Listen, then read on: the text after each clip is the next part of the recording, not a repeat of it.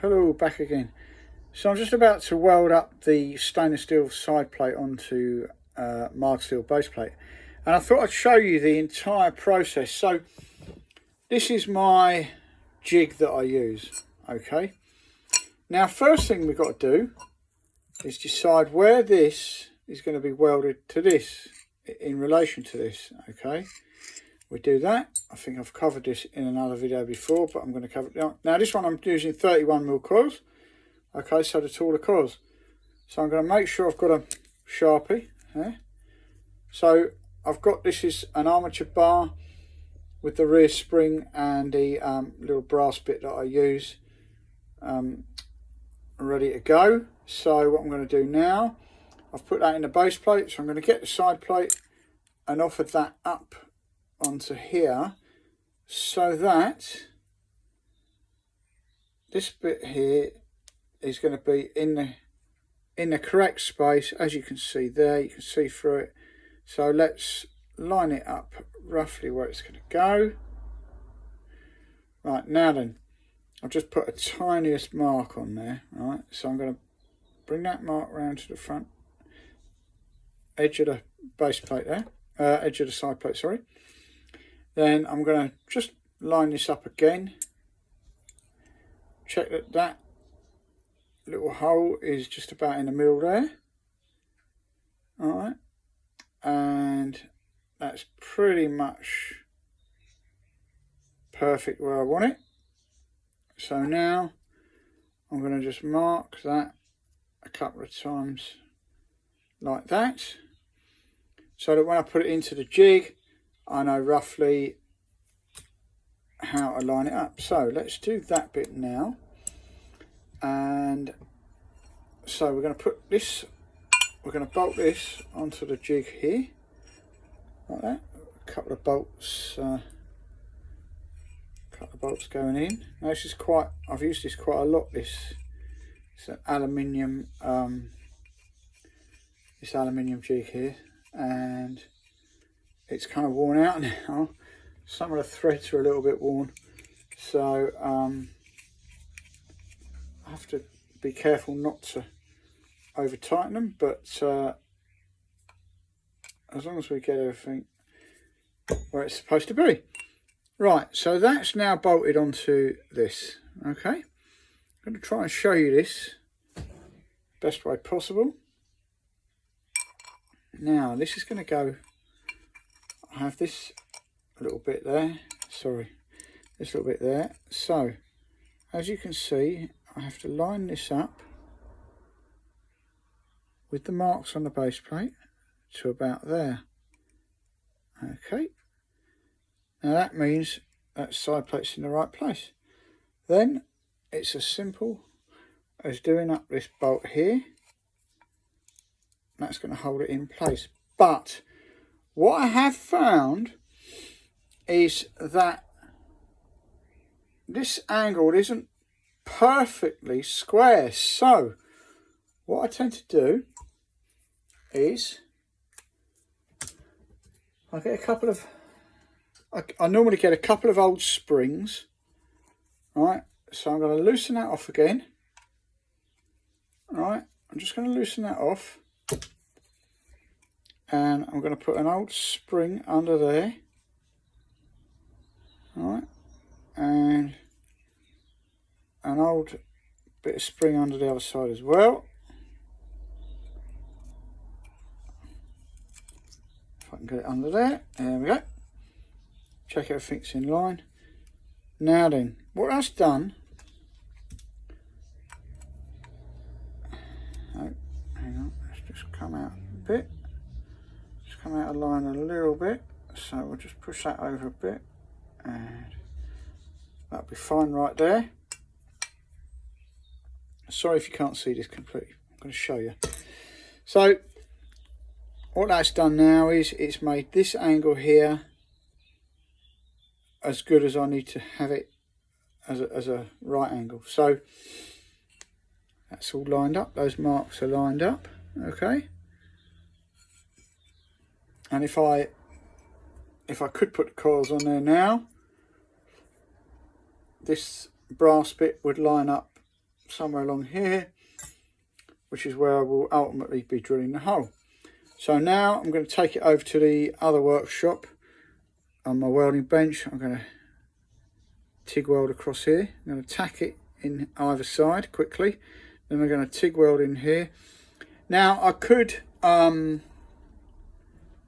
do an autogenous weld on this, that's a weld without filler rod. Okay, but because it's stainless steel and I'm welding it to mild steel, it's pretty much not very practical to do that. So I'm going to use, because we're doing like a mixed metal weld, dissimilar metal weld, if you like, I'm going to use 309 stainless TIG rods. They are great for mixed metal, dissimilar metal welding, such as this. And that's what we're going to do now. So I'm going to take this out to the other workshop and show you the process. Right, so I'm now out in the other workshop, the welding workshop, and here we are on my portable folding welding table. Now I've got the jig set up here ready to weld. I'll run through what I use for welding. So I'm currently running a Jasic 200 Pro TIG, and a very, very good machine. Pure argon into that. Then I'm using this Perspex cup, diffuser inside there, and the tungstens I'm using are purple cap, purple top.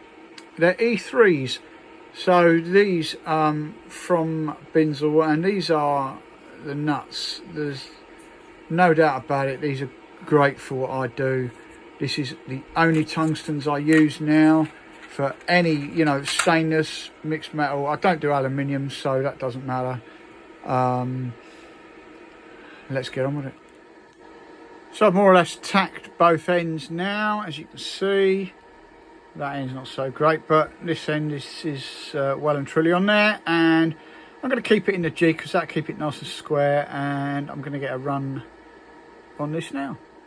Right, so there we have it. I've just run that weld. No doubt some experts are going to have something to say about it, but at the end of the day, it's nice and strong, plenty of penetration, and that's what we need. Now, when I used to TIG weld, MIG weld these, I used to always file it down, rub it down. You'd never see the weld. So I'm not sure if I'm going to do that yet with this one or not. But I'm not ashamed of it. It's not so bad. Plenty of overlaps there, so that's fine. And what I would say is that having a good welding helmet helps. I'm going to spin the camera around and show you mine. So I use a thing called an ESAB A50 welding helmet, and this is it. It's great. It's absolutely great. It's full digital panel inside it. You can adjust it for literally everything. It's got a bunch of memories. I've also got an ESAB A50, the newer model. I've not even taken it out of the box yet. This one's so comfortable. I run a diopter in it, so that's a magnifying lens inside this of 1.5, plus I wear my 1.5 glasses. Although I wouldn't, in theory, don't need to wear the glasses inside it because I have the diopter, but that's just the way it is. Just feel comfortable like this, so that's fine. Looking at the welding, you probably think I need better glasses, but there you go. There we have it. Let's see how this frame's going to come out.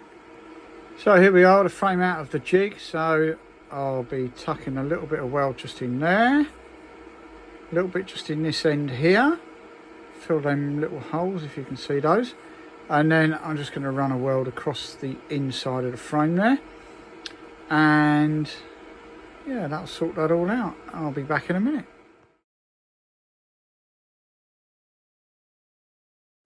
So that's the run on the inside of the frame and the coil side done.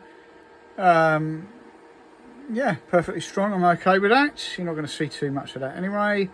So let's get it oiled and cleaned up and see where we're at with this frame. Nice one. So right, here we have it.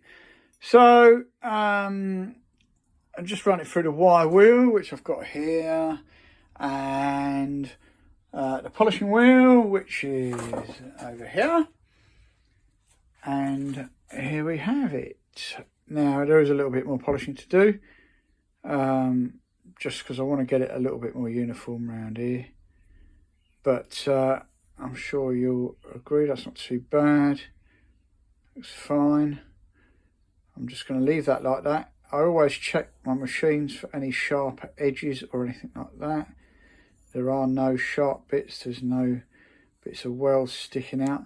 Now this end bit here, that's going to be cut off. And the rear contact will be via a hole here. As you can see, all the welds are sealed. There's no gaps or holes or anything. So I'm happy with that. That really is the frame welding. It's obviously not the finished frame because I've got holes to put there, the vice clamp. I've got to cut the vice clamp and that rear hole. But this video was all about the welding process and the jig and that stuff. So there you have it. Right, so there we have it. That was the frame welding video for you. Hope you enjoyed it. I enjoyed doing that one actually, with the stainless steel and the 309 rods and stuff. I'm going to have fun finishing that frame, and if you keep an eye on my Facebook or whatever, and I will actually put, I think I'll put a short on here once this frame is completely finished, and then you'll be able to have a quick look at that, and that'll be sometime, well, in the next few days as I get time to do bits and pieces. I don't spend ages out here anymore, as I've said before. I enjoy being out here bit by bit in my own time. Some days sometimes I don't come out here for a few days at all, and then I come out here and I sort of feel compelled to do a couple of hours and stuff like that, and it's working well right now, and I'm pretty pleased with that. The British and Proud frame, which all I did was wire brush that on the wire wheel to get all the black finish off it, and it has, of course, it's retained the engraving, because that's and I lightly polished it on the polishing wheel actually, but I don't know what I'm going to do with that frame yet. You know what, I might not even bother building it. I don't know. I mean, it's the frame itself, as I say, number 1 from 2011, which was the first year I was at the Portsmouth Tattoo Show. I'm looking at the, oh, I nearly tripped over.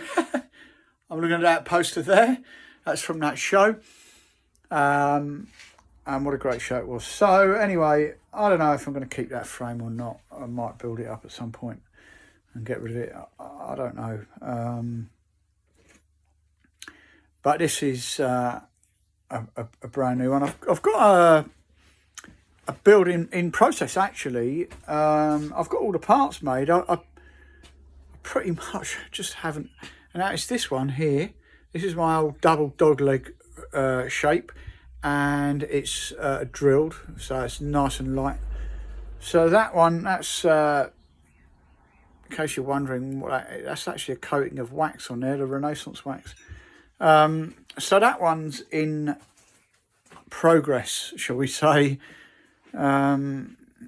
So I guess you could say I've got 2 builds going on because of this one, but there's a heck of a lot of work to do on this one yet, and I'm thinking this is probably at least 3 weeks away, you know, the time I come out here. That other one, the double dog leg, which I think will be number 2 for this year, that's probably just got assembly. Actually, I haven't got to make any parts for that now. I've made all the bits and pieces and just got to put it together. So I'll probably do an assembly video on that and show you how I tune them up and stuff. So something to look forward to if you like that sort of thing. Meanwhile, please subscribe. I do appreciate the fact that you watch my stuff. It'd be great if you subscribed. I would appreciate it. Meanwhile, stay safe, look after yourself, and I'll catch you on the next one.